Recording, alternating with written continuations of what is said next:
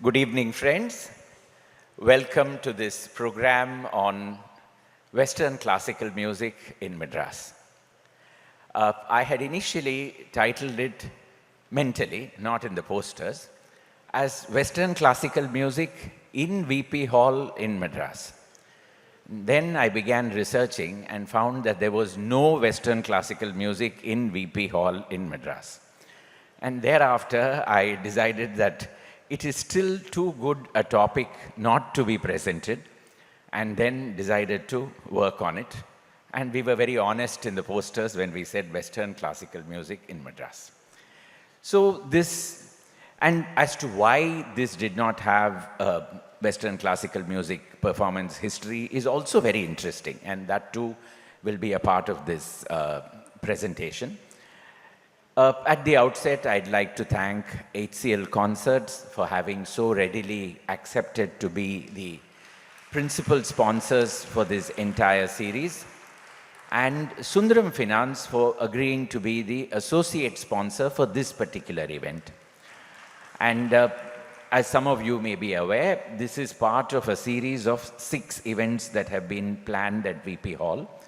The first one took place in the month of March when we explored the history of theatre and film music that was born in this building. And we presented that. The second is this subject that we are looking at today, Western classical music in Madras.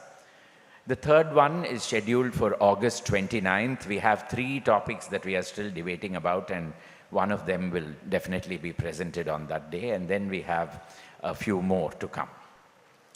So this evening, I'd like to introduce to you the artists of this evening who are going to be with me. Sayee Rakshith,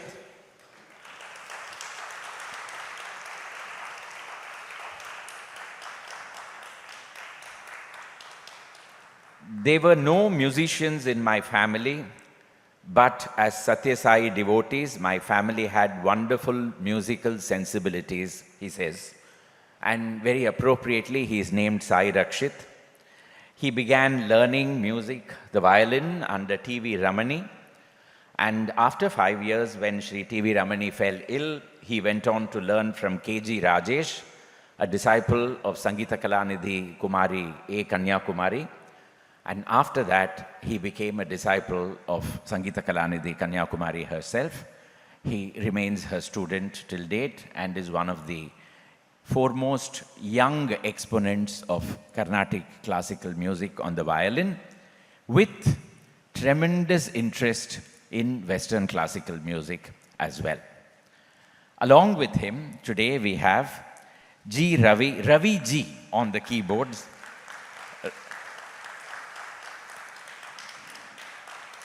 Ravi hails from a musical family. His uncle plays the mridangam, while his grandfather was a Carnatic vocalist who traced his lineage all the way back to Tyagaraja and was also one of the earliest disciples of Sangeeta Kalanidhi D.K. Jayaraman. He picked up the mridangam when he was barely 4 and slowly got interested in vocal music. When he was 15, he learned the keyboard and went on to play live in various shows and music productions. He is currently very busy with producing contemporary devotional and fusion music, and it was his work during the lockdown that got composer Anirudh to come and to invite him to perform along with him, and Naan Pizhai became the talk of the town when it was sung. Thereafter, he has remained one of the foremost sought-after exponents in music. This evening, the two of them will be performing while I will be speaking and exploring the history of Western classical music in our city. I think it was around 10 years ago when Madras or Chennai was given the Creative City tag by UNESCO. And in keeping with our city's nature, we didn't know what to do with it. Some of us very vehemently argued that we didn't want it. Some others wanted it. But nobody knew why it was being given, how it was being given, and once it was given, what should be done with it. So it just vanished after some time. But that was a good time to look back and see as to what was the musical history of our city and why, along with Varanasi and Jaipur, we were also qualified as a creative city for our contribution to music. And of course, we have Carnatic music, we have film music, we have Ghana, we've got various forms of music here. It is very interesting that Western classical music is an almost invisible but a very tenuous thread which has not broken and has remained in this city almost from the 1750s onwards. So we have records of, actually we have records even going back to 1688, but that is very, very nebulous, and so we can't say much about it. But at least from the 1750s, Western classical music has been in this city, and it has had its own fan following. So we'll now start.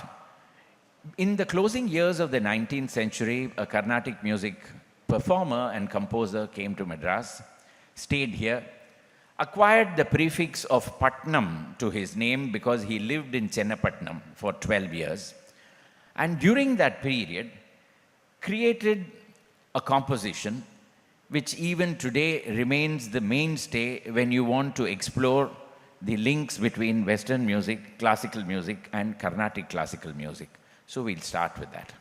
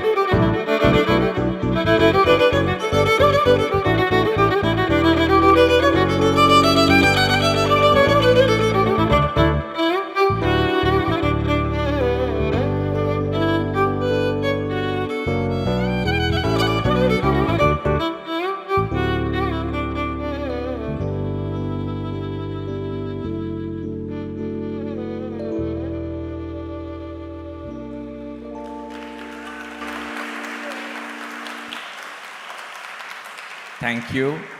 I'm not sure how many of you recognized in the beginning, Kandukunden's theme music was played as part of Raghuvamsa Sudha.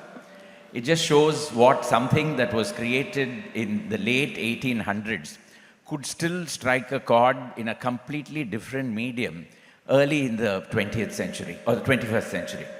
So this particular composition and this particular raga, Kathana Kutuhalam, was created by Patnam Subramanya Iyer when he came to Madras and he heard Western classical music being performed over here. The C major, which is Shankarabharanam in Carnatic, and C major, which is the Ionian mode in Western classical music, they are identical to each other. And that must have been the beginning of a conversation that would start and would endure over a long period of time. But in the beginning, the two art forms or Western classical music would remain in its own silo. And we start with Fort St. George like everything else. And I always think of Mr. Muttaya when I think of speaking about Chennai, because he would always say, before the British, there was no Madras and there was no Chennai either. And it is Fort St. George where everything began. So it was at Fort St. George where we have the Church of St. Mary's. And the Church of St. Mary's was where we have the first record of a concert taking place. And this was in the 1790s, when we know that Lady Oakley, the governor's wife, participated in a performance with Michael Topping accompanying her. And Michael Topping, incidentally, is remembered for several other things. The first one is to bring meteorology to India. So Michael Topping was the astronomer royal who began the first meteorological observatory, and that was in this city in Nungambakam before it went to Kodaikanal. So the man who was today, if we keep looking at Pradeep John, or if we're looking at Chennai Oru Malai Kalam, etc., Michael Topping was the grandfather or the great-grandfather of them all. And it was he who accompanied her on the first ever recorded music performance. But prior to that, we know that music was played, because we know even in the 17th century, in the 1680s, for instance, we know that when the flag was first hoisted on Fort St. George, there was a Western classical band that played on that particular occasion. But the English were very clever. When they had their own events, they had Western music. And when they had any event that they had to participate in public, they had Nagaswaram, drummers, and they had Devadasis accompanying the procession and coming, because that is what the common people would understand. So there were two different areas in which we find that music was operating in. There was the Western classical music that was confined to the homes of the British, and then there was the Indian classical music that was meant for processions and other things. Then in the 1840s, we come across a very interesting man called Hosea Huddleston. Huddleston was in the civil services. He was in the East India Company. And Huddleston, for the first time, came to know of something called the Spanish guitar. And where he got to know about it, how he got to know about it, nobody has any information. But Huddleston began collecting music for Spanish guitar, sitting in Madras. And where he lived, we know, that is where the Theosophical Society is today. It was known as Huddleston's Gardens. And that is where he collected music for the Spanish guitar. Who accompanied him, who performed with him, whom did he give that music to, who learnt it, we have no idea. But after his death, the collection, like all good things, went abroad. And then in 1992, it was discovered in Ireland in a university by a music researcher. Even today, it holds the world record for being the largest collection of music dedicated to the Spanish guitar. And that collection was done here in the 1840s, when there was no question of communication other than by ship. This man must have looked at mail order catalogs, he must have been ordering the music, he must have been getting it here, and he was collecting it. Now, if Huddleston could do that in the 1840s, somebody else was doing it even in the 1790s. And that was good old Sarfoji Maharaja in Tanjavur. We know that in 1799 he wrote a letter to a shop in London asking them to send what he called the pianoforte, the Western instrument called the violin, the dulcimer. I have no idea what a dulcimer or a dulcimer is, a German flute. Why a German flute is different from an Indian flute, I have no idea. And he began ordering all these instruments, and by 1801, in that leisurely pace in which things used to happen in those days, he ordered it in 1799. I'm sure he must have completely forgotten about it. Then 1801, a Swiggy man must have arrived at his door and delivered it and said, here it is. And then he must have no doubt paid for it by pigeon or whatever it was. And these instruments arrive in South India.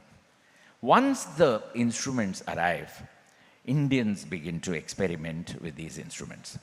And the instrument that would really take to the, the instrument to which every Indian would take to was the violin.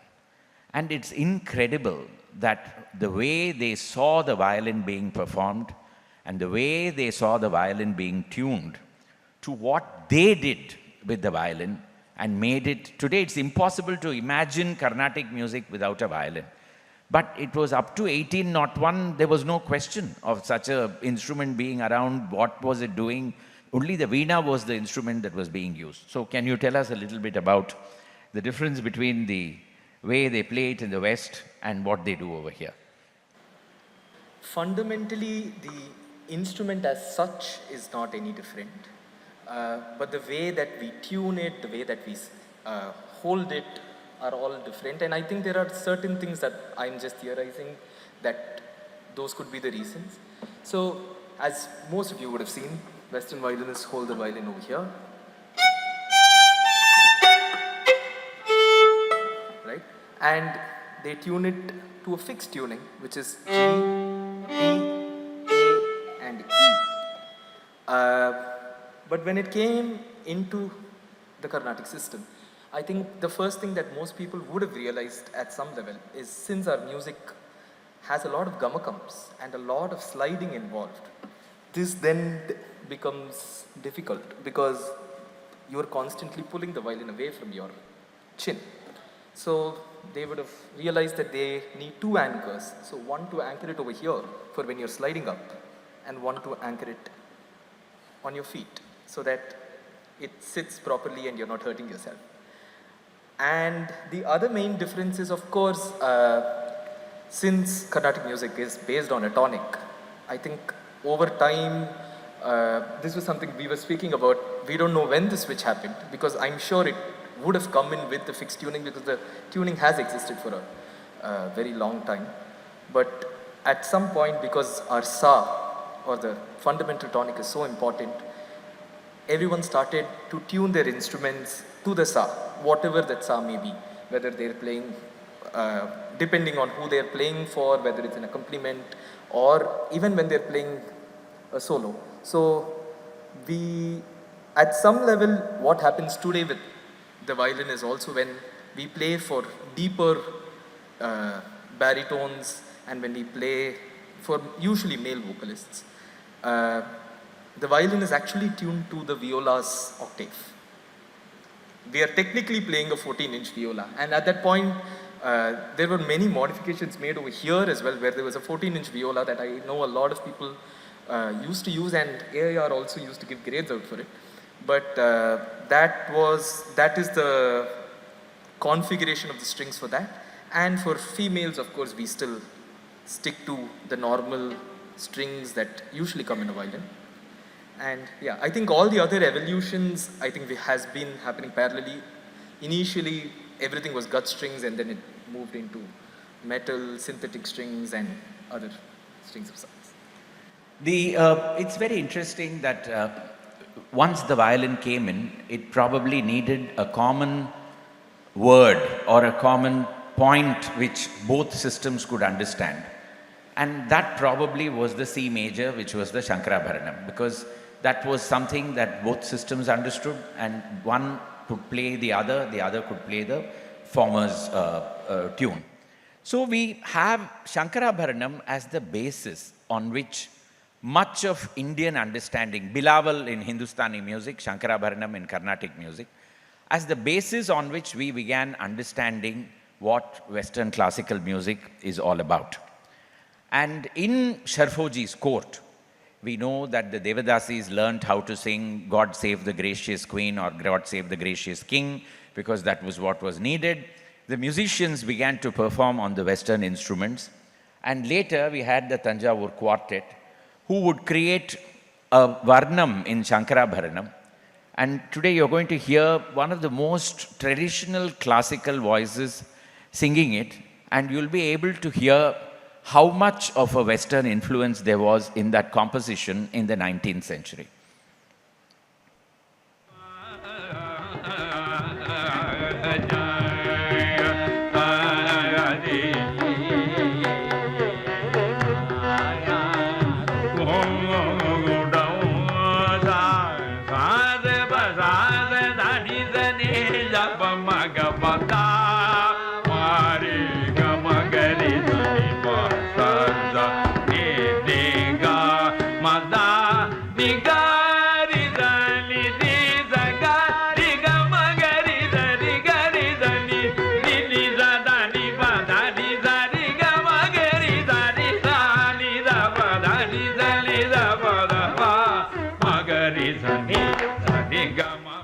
That ga, that all those staccato notes that we have over here are all so much taken from Western classical music, and then the rest of it goes into traditional Carnatic mode, and that is Chembai Vaidyanatha Bhagavatar singing. I don't think he would have even thought when he was performing that he was singing something that had such a Western history to it. Now, the other very interesting aspect is Masonic music. The Freemasons were at that time very, very active in this city, and Masonry requires a lot of music in all its rituals, right from initiation to funerals of Freemasons. And we know that in the St. Andrew's Kirk in Egmore, for instance, they had regular score sheets of a young maestro called Wolfgang Amadeus Mozart. And his music was coming in early in the 19th century, and it was being kept over here. And even today, if you go to the Masonic Hall in Egmore, you will find plenty of score sheets of Mozart over there. And Mozart himself was a Freemason, and he composed for Freemasonry. At that time in Austria, Germany, I don't think he would have imagined that in some country called India, in a city called Madras, they would be performing his music. But let's hear a little bit of Ein Klein Nacht music, because we have the score sheets for that in the Masonic Hall, and let's go from there onwards.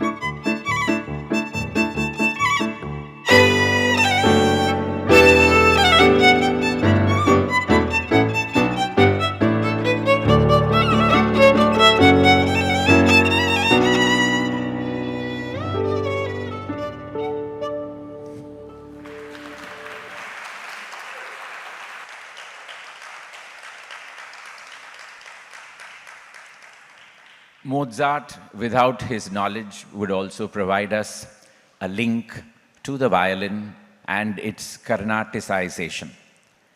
Mozart set Twinkle, Twinkle, Little Star to music, or the Twinkle, Twinkle, Little Star was set to music based on a Mozart piece. And that would be one of a set of tunes that a Carnatic composer called Muthuswami Dikshitar would take in Madras and write Sanskrit lyrics for.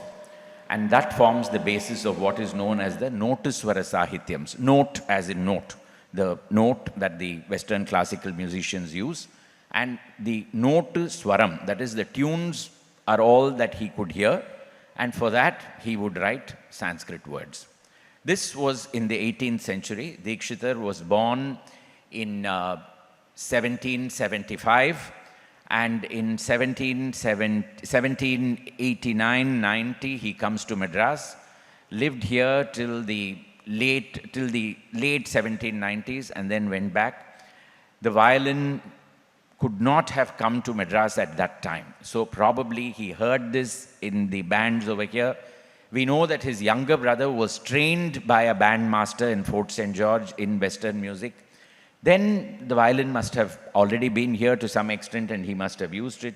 Later on, he would refine it under Sharfoji. And let us listen to three of those tunes that Dikshitar would take and write Sanskrit lyrics for them.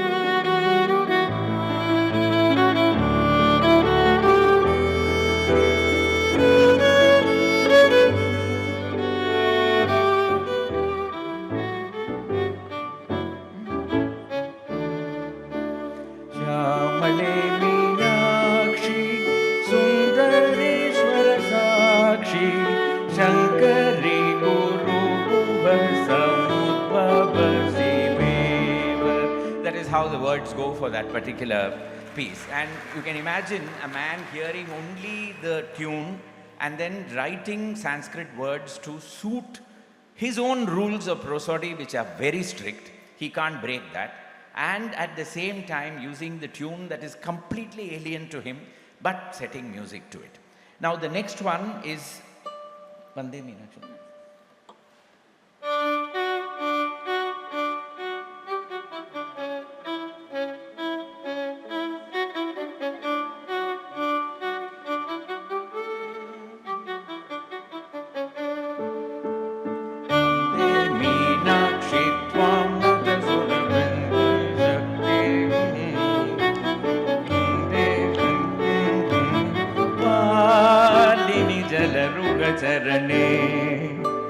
Vande Meenakshi Tvam Sarasija Vaktre Parde Durge Natasura Vrinde Shakte Uruguha Palini Jalaruga Charane.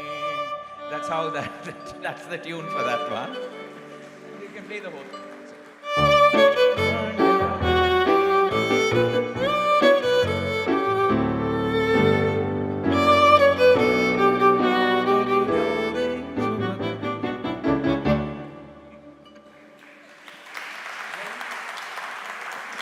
We can't move ahead without Muthaya's favorite, the British anthem.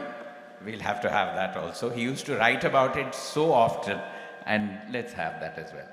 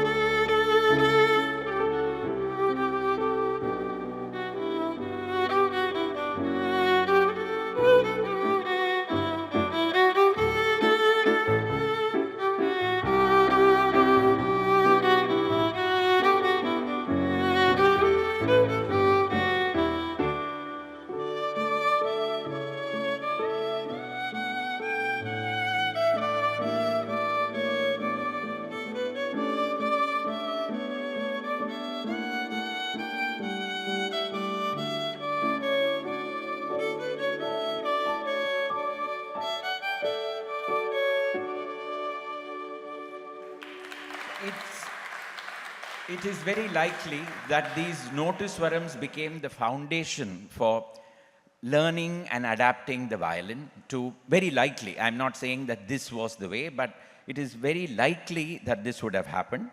But this was not the end of it. Now, if Dikshitar could do this, his contemporary Tyagaraja could do one better. And Tyagaraja comes to Madras between 1837 and 1839. But even before that, he must have had the pleasure of listening to the Tanjavur band performing, and they played certainly in a very prominent location in Tanjavur town. And he created certain tunes, certain ragas, for instance, which were completely based on Western tunes. Let's have one of them.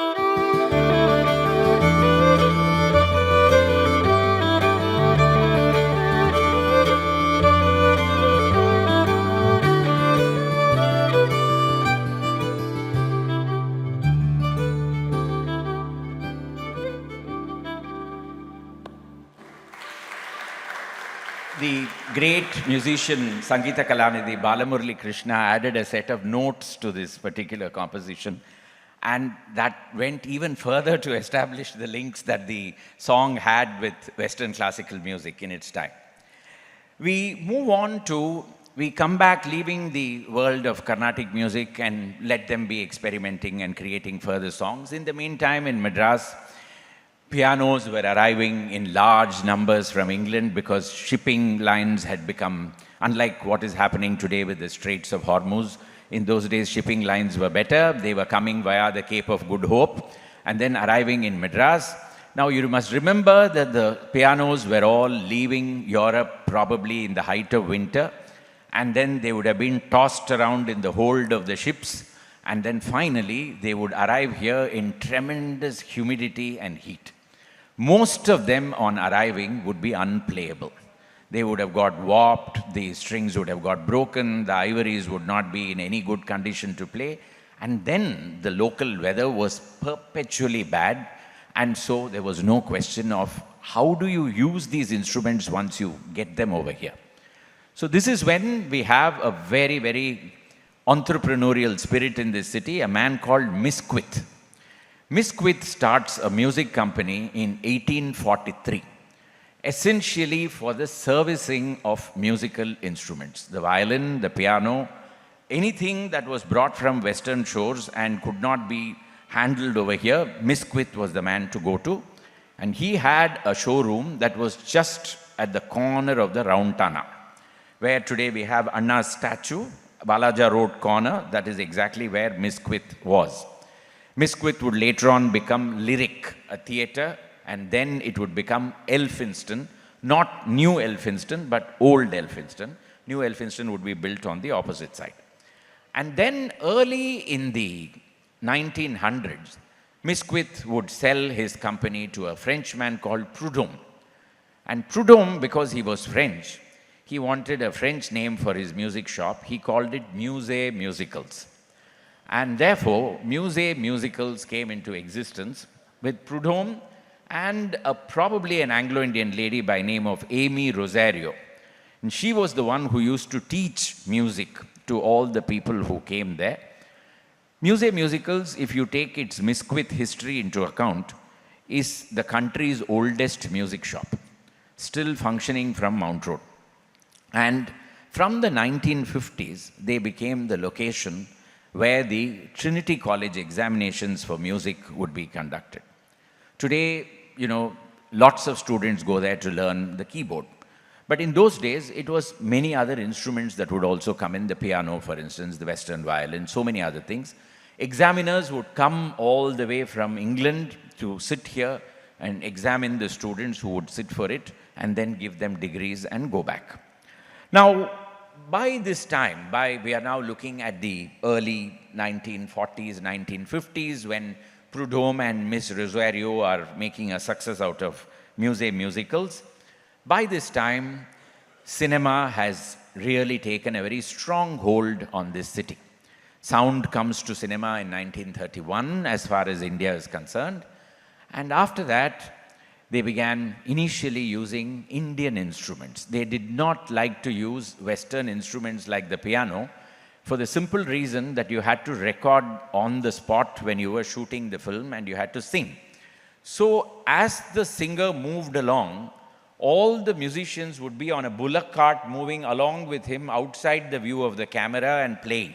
So you couldn't really have a piano mounted on top of a bullock cart and things like that, and you couldn't have anybody standing and performing either, so only Indian instruments were used, the flute, the tabla, the veena, and so on.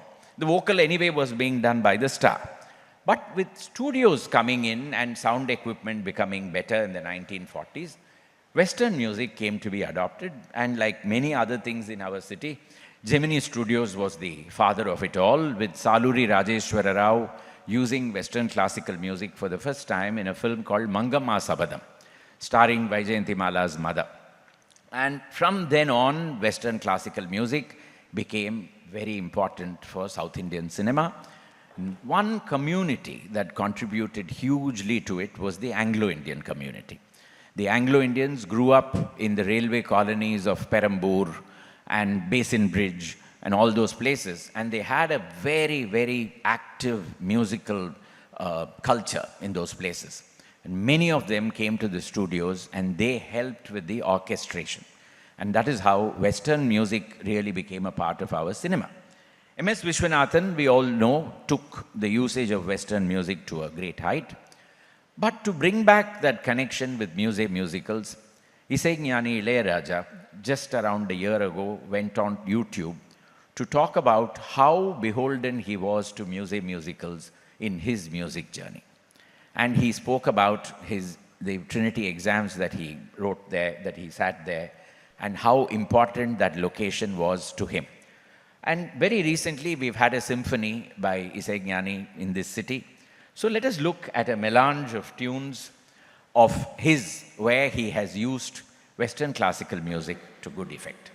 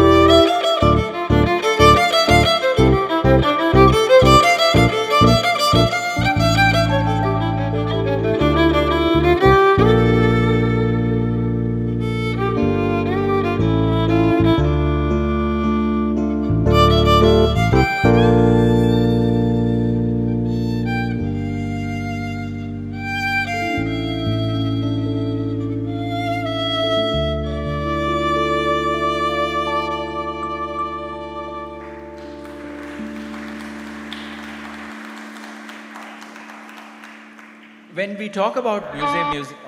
Sorry. When we talk about museum musicals, we cannot go on without mentioning the Madras Musical Association, the MMA. If Museum Musicals is the oldest music store in India, MMA is also must be one of the oldest musical associations, probably only beaten by the one in Calcutta. MMA was founded in 1893 and till today has a presence in this city. People are part of MMA, they present Western classical music, and its home is Museum Musicals. So it's wonderful that two great institutions of this city dedicated to Western classical music. Of course, Museum Musicals today has music of many other kinds, but MMA still has its headquarters over here. Now, the early 1900s is when gramophone records are coming in. We have a person called William Sinclair Darby who comes from the Gramophone and Typewriter Company Limited. They were not very sure whether they'd be successful selling gramophone, so they added typewriters to their business and found that they did well with gramophones, and then it became Gramophone Company, His Master's Voice, and so on and so forth. But in 1905, William Sinclair Darby would come to Madras and he would start recording. Of course, as in many things, women were always the more adventurous. The men were afraid of the horn into which you had to sing. They thought there was a genie inside it which would swallow their musical talent. So the first woman to record was from Calcutta, Calcutta Gohar Jan. And then there was Janki Bai, and then there were others in North India and in the South as well. There was Kanchipuram Dhanakoti, Bangalore Nagaratnam, and Coimbatore Tai. These were the three women who first recorded their voices. And the voices would get pressed in gramophone discs. First, it would be recorded on a wax master. Wax master would be sent back to Germany or England. And there it would get pressed into shellac discs. And then the shellac discs would come back and they would be sold over here. Now, the fellow who was pressing the discs over there, he had no idea who was Dhanakoti or who was Dhanam or whatever. So the labels would all get mixed up. And that would result in a lot of confusion. So the women themselves found the solution. At the end of every recording, they will announce, "This is Coimbatore Tai, 21 Natupillayar Kovil Street. You are liking my song." And the sound man there would know that this is Coimbatore Tai, so he would fix the label for Coimbatore Tai and send it back. Now, Coimbatore Tai becomes the recording rage. And her records are selling not just in Madras, not in the rest of India, but all over the world. And in France, there is a boy with near blind vision, Maurice Ravel, who is learning the piano from an impressionist composer called Maurice Delage. And Maurice Ravel's parents are running a very successful boot polish company. And they want to come to India to see what they can do, how they can promote it, etc., etc. So they are coming and Maurice Ravel is coming along with them. Why is he coming? He wants to see Coimbatore Tai. So he arrives in Madras, goes to Natupillayar Kovil Street. How, when he knocked on the door, what Tai must have felt when she opened the door and found a foreigner standing there. And he was French, she was Tamil. What did they speak to each other? We have no idea. But Ravel said that her singing sent chills up my spine. And she was the master of close-mouthed singing, by which he probably meant Tanam. We have no idea. In those days, women were not supposed to sing Tanam. So what was Tai doing? Did she show it saying that, this is what these idiot men are not wanting me to sing, but I am very good at it?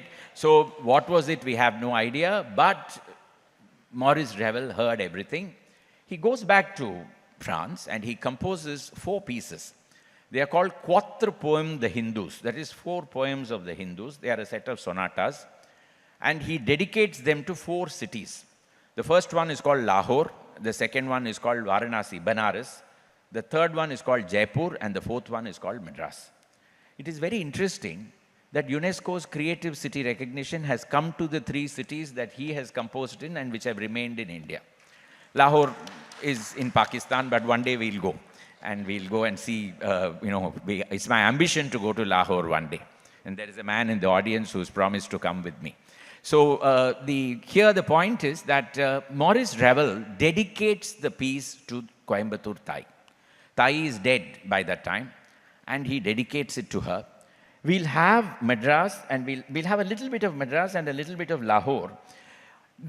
Why Madras was called Madras beats us, because it doesn't seem to have anything to do with Carnatic music. Maybe he was just out of happiness, he dedicated a piece like that, we don't know. But Lahore certainly has a lot of Indian elements in it, and we'll hear both.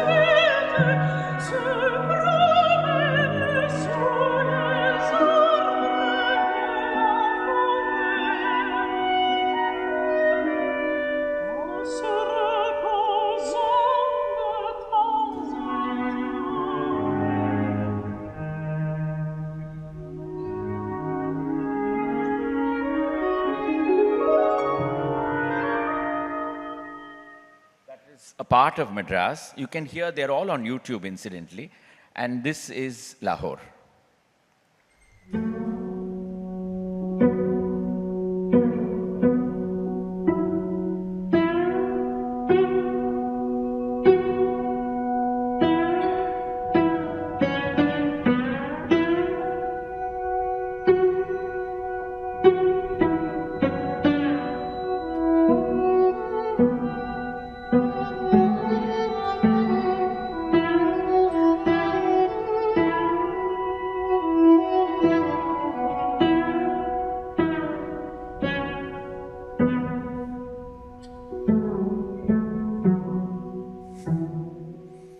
Lot of Darbari Kannada in that particular piece. One lesson that Maurice Ravel took back to his hometown was the concept of gamaka, or the graces or oscillation. And in piano, it's not easy to reproduce that. So he devised a technique of pushing in cardboards of multiple lengths under the piano keys in order to create gamakas. And he called it a prepared piano. And this, he says, was a lesson that he took back from Thai. So our Natupillayar Kovil Street telling somebody in Paris what they should be doing. Now that distance is, there is another equally moving story. Carnatic music notation itself owes its existence today to Western classical music notation. Till the early 1900s, we did not write with notation. We had a very rudimentary form. A Roman Catholic called A.M. Chinnasamy Mudaliar dreamt that he could write Carnatic music in Western classical music notation and began publishing European music, Oriental music in European notation. He got Western musicians to read it and play it to Carnatic musicians just to understand that everything was going fine. And then Muthuswami Dikshitar's grandnephew Subbarama Dikshitar would become his friend and notate Muthuswami Dikshitar's compositions in a completely new and revolutionary style in 1904 in a book called Sangeeta Sampradaya Pradarshini. So a Roman Catholic influences an Orthodox Dikshitar. They meet in Mir Sahib Pet in Triplicane, which is a Muslim-dominated area. And that is where they create this immortal piece of work. It speaks a lot for the spirit of our city. The corporation, just next door, Ripon Buildings, they had their own band. And they had a Western band and they had a Carnatic band. And this Raghuvamsa Sudha was a mainstay of the Western band. The other piece that they played very regularly was the English note. The English note was created by two Carnatic musicians. They wanted to give an impression that when Rama married Sita in Mithila, a band played in the procession that Rama went in. And so they created the English note. Madurai Mani Iyer was the most famous exponent of the English note. but it later became the mainstay of many instrumentalists. And let us see the English note.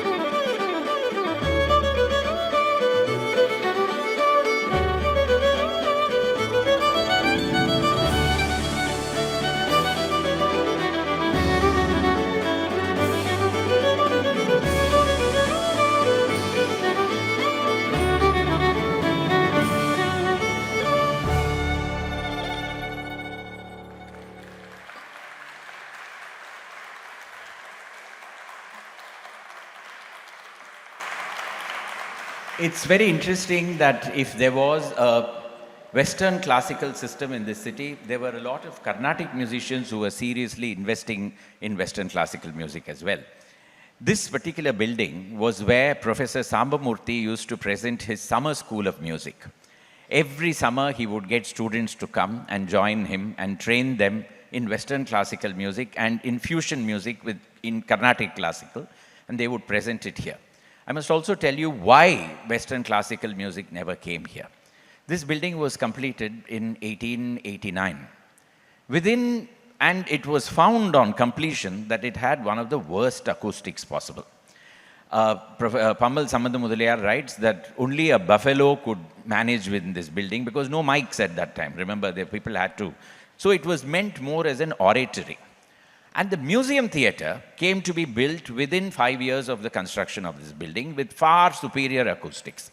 This became the place where the Indians would have their speeches and their plays and their public meetings. That is where the sahibs would go for their music. So there was a very clear divide between one location and the other. Now we've looked at a lot of instrumental performances up to now. I'd like to just take you to one performance by a person whom today we completely associate with pure Carnatic music, and that too with an instrument that is the veena. S. Balachandar, whose centenary will be observed from this year till the next. Balachandar was a Vainika who strove for the classic standards, highest classical standards. But he was also a brilliant filmmaker, and several of his films are very avant-garde films. One of them is Idi Nijama, which is about twins. And one brother goes abroad and becomes very westernized. The other one is running a music shop, selling musical instruments in Madras. The Western brother dies, and the Indian brother is singing a song when the Western brother's spirit enters his body. Now, what happens as a consequence is what you're going to listen. 3 minutes, taken in one shot with no retakes in anywhere in the middle, because 1948, you did not have the concept of retakes. It had to be taken in one shot. So.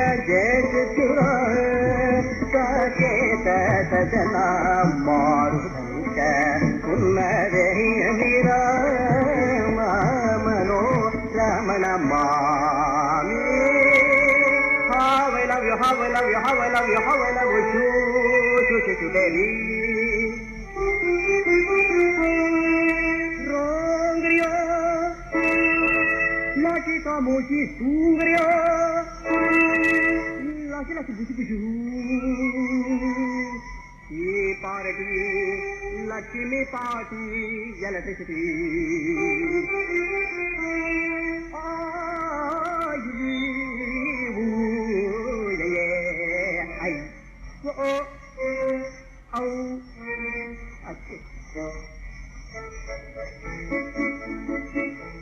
Romeo, Antonio, Betanio, Petrusio, Romeo, Antonio, Betanio, Petrusio, Sayee Rakshith, Radio,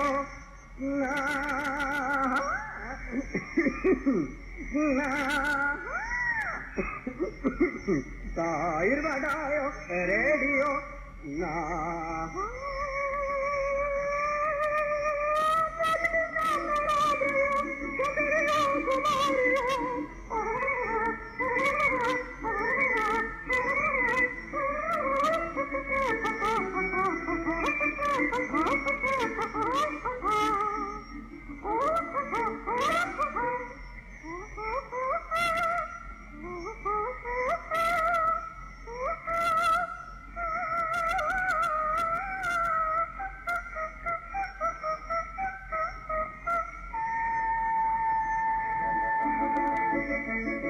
Romeo, Bassanio, Romeo, Bassanio, Sayee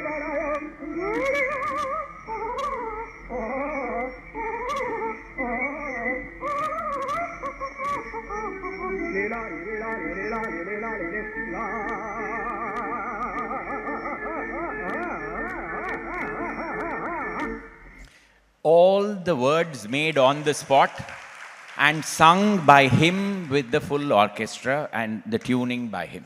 It's just amazing. It just shows how much he must have imbibed that whole system into him in order to be able to create this particular piece. In the 1950s, we began to have Western classical musicians coming to Madras. Alan Hochwanes created what was called the Madras Sonata, and Henry Cowell created the Madras Symphony. Both of them had come to Madras at the invitation of the Music Academy, and they premiered these pieces in the Music Academy itself. And later, Henry Cowell's piece was performed by the New York Philharmonic Orchestra, which came to Madras and performed it. Cowell gifted the score sheet to the Music Academy, which promptly lost it the very next day. I thought you had it. No, you had it. No, I gave it to you. No, you took it home. Then after that, we never got it back. All we know is that he gave it to us, and we have no idea where it went. We'll have a little bit of Hochwanes and a little bit of Cowell before we go to the last piece of this evening.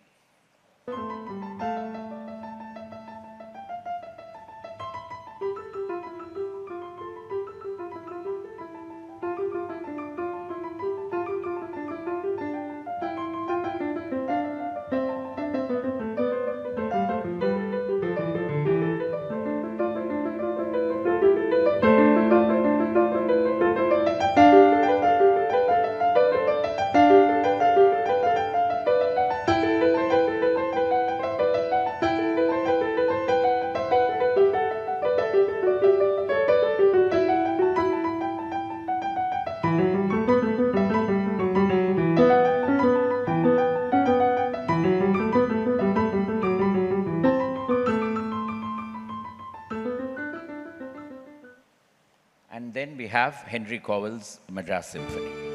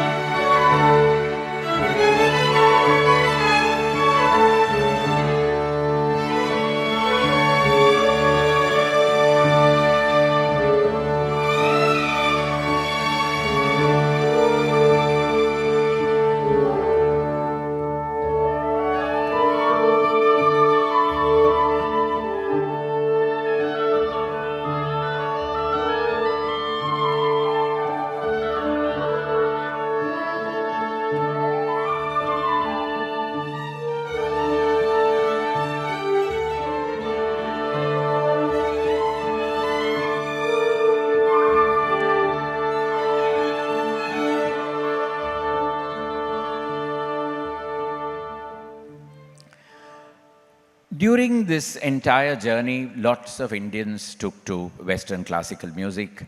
Even today, we have V.S. Narasimhan and his Madras String Quartet, which has done such phenomenal work in building a relationship between Carnatic music and Western classical music.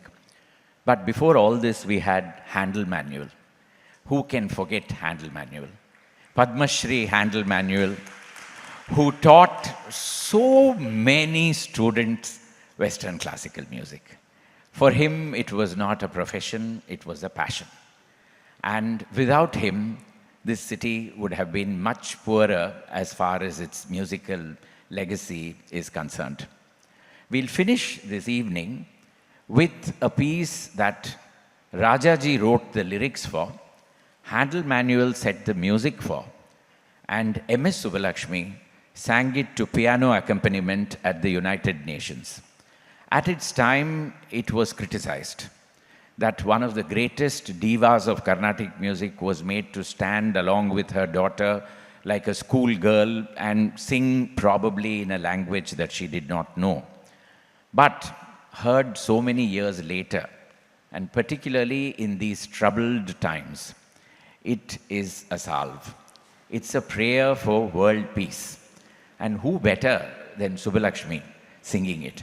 So we'll finish with that piece today. Thank you.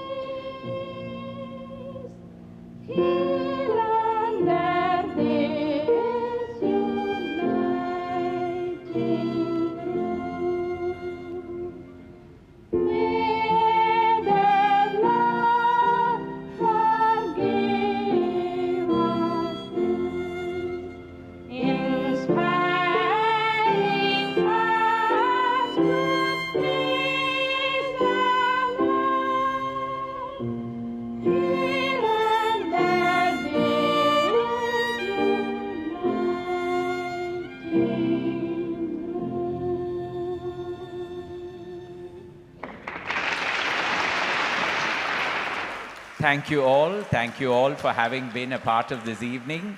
I really appreciate your all being here. I hope you enjoyed it. I look forward to seeing you once again in August when we present the next program. Thanks to Sayee and thanks to Ravi G for having been a part of this and brought such musical value to this particular event. I thank all the volunteers of IPA, of HVK and Pass Forward for having spent all this time in order to prepare everything and make sure that it went off well without a hitch. Thank you so much, everybody. Have a great evening ahead.